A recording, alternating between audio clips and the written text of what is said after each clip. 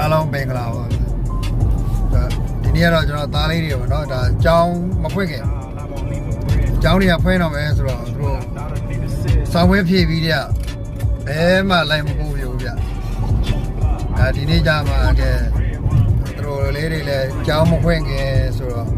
အလဲပါလေးတနေရာတော့လိုက်ပို့ပဲဆိုပြီးတော့ရေးသွားခုပါဗျသူတို့ ARV တိုင်းရနေရေးရနည်းနည်းရှားတော့ရေးသွားခုပါလောတဲ့ကတော့115မိုင်ကတည်ထားတယ်ဒါပေမဲ့အဲ့မှာသိမသိကြသေးဘူးနောက်ကနေရာလေးရွှေ့ပြမလဲတော့မသိသေးဘူးကြာတော့တနေရာပေါ့နော်ကလေးတွေစိတ်ပြေလက်ပြောက်ကလေးပေါ့နော်တော့ကရုံးလေးတွေပေါ့ဗျာနော်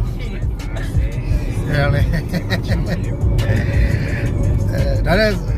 စကားမဆက်အဲ့ကရုံးလေးနဲ့ကျွန်တော်ဘုရားပူချောလိုက်တာ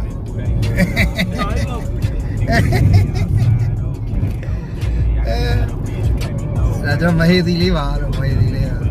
နေဒီကတော့ကားပေါ်ရောက်တယ်မအားဘူးဗျဖုန်းသုံးလုံးနဲ့အလုံးရှုပ်တိုင်ပတ်တယ်ဟိုဘုန်းနဲ့လဲလိုက်ဒီဘုန်းနဲ့လဲလိုက်တယ်တိုင်ပတ်တယ်โอเคပါကျေးဇူးတင်ပါတယ်နော်အခုကျွန်တော်တို့ဟိုရလို့ရှိရင်လဲတော့ဒါလေးတွေရဲ့ရေကူးတဲ့စွမ်းရည်လေးတွေကိုချပြပါနော်ရေကူးတော့ချန်ပီယံလိကဲကျွမ်းကျင်ပါတယ်ဒိုင်ဗီနီပါထိုးရဆိုတော့တကယ်ကျွမ်းတယ်ဗျာနော်ဆိုတော့ကျွန်တော်တို့ဒီကျလမ်မြစ်ထဲမှာဆိုလို့ရှိရင်ဒိုင်ဗီထိုးချလိုက်တာဖားလေးလို့ခုံလိုက်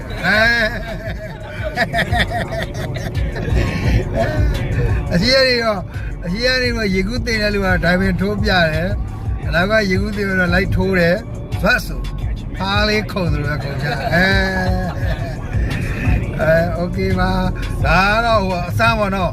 ကျွန်တော်ပြီးတော့ဒါရေကူးကန်တဲ့ယောက်ျားမှကျွန်တော်စကေးလေးကိုပြပါဗျာโอเคအဲ့တော့ကျေးဇူးတင်ပါတယ်